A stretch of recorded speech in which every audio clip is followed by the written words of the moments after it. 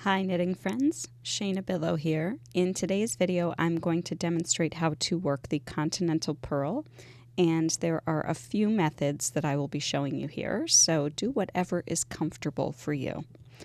I've got my yarn held in my left hand in the regular Continental hold. Okay, I'm going to bring that yarn to the front of the work for the purl stitch.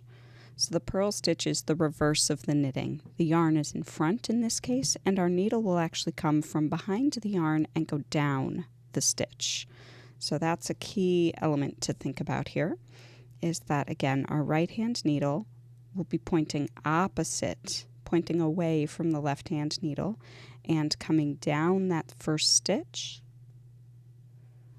And it's also behind this yarn. So you want to make sure you're not just going down the stitch, you want to also be behind the yarn. And then the traditional purl stitch, which is not the way that I purl, so you'll excuse me if it looks a little strange as I do it, is to swing that yarn, under the stitch. And then come back and up. So essentially what we're doing here is our needle is behind the yarn and comes down the stitch, and then we swing the index finger counterclockwise around the needle.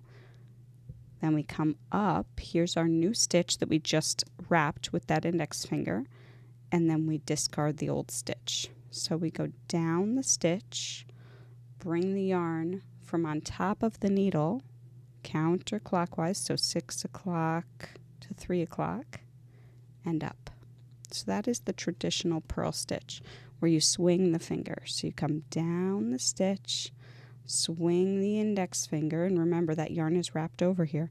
Swing the index finger all the way to 3 o'clock and then bring that stitch out. So that's the traditional way. Another way to purl is the same thing. We're going to put that needle behind the yarn and down the stitch, and then with my middle finger, this requires a bit of a shorter span here. With my middle finger, again, that yarn is traced over the top, I'm going to push the yarn over. So my index finger is not doing much movement, it's my middle finger that pushes the yarn. You can also do that with your thumb if you prefer. So the key with all of these methods of Continental Purl, in order to make sure that your stitch does not get twisted as you've made it and that it sits on the needle conventionally, is that you want that yarn to be draped over the right hand needle as you go down the stitch. So you'll notice that yarn is draped over and it doesn't come under like this. It stays over the top. So I'm at 3 o'clock, 12 o'clock, 9, 6 counterclockwise, and I bring it up. So the other method that I was mentioning now, you can take your thumb and pull that yarn over. So whatever is comfortable there for you. So you bring that thumb, pull the yarn under. My index finger is staying upright. And then here's your new stitch coming through, and discard the old stitch. And those are all in the realm of traditional Continental Purl. The purl that I do is a take on a Norwegian purl, and it's very similar actually to the motion that we make while we knit. So what I'm going to do for the Norwegian style is come down that stitch again with the working yarn draped over the right hand needle. So my right hand needle was behind the working yarn. Okay, so right now my needles are basically pointing opposite. I'm going to turn my right hand needle so that it's pointing up. And then I'm going to grab the yarn from my index finger from behind, hold on to that stitch, and bring it up. So the wrapping method is the same as the knit.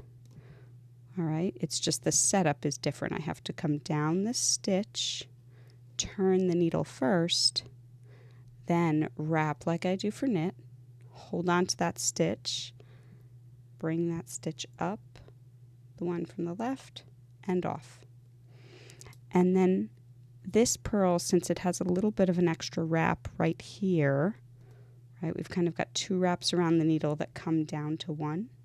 it ends up being slightly looser than its counterparts. So I always work into this method a little tug. At the end of each one, I give a little tug. And up and tighten. So down, come up and grab, hold on, and up.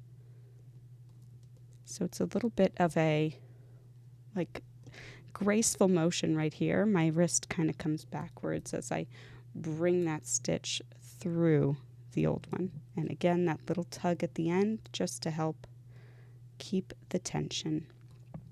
After you've finished your purl row and you're looking at the other side of your knitting, your stitches should be sitting on the needle this way, where the top of the stitch is in front and the back of the stitch is behind the bottom of the stitch. If you're sitting like this, that means you've wrapped clockwise instead of counterclockwise, and you will have to turn the stitches each time that you work them, before you work them, to get them seated in the conventional way. Happy knitting!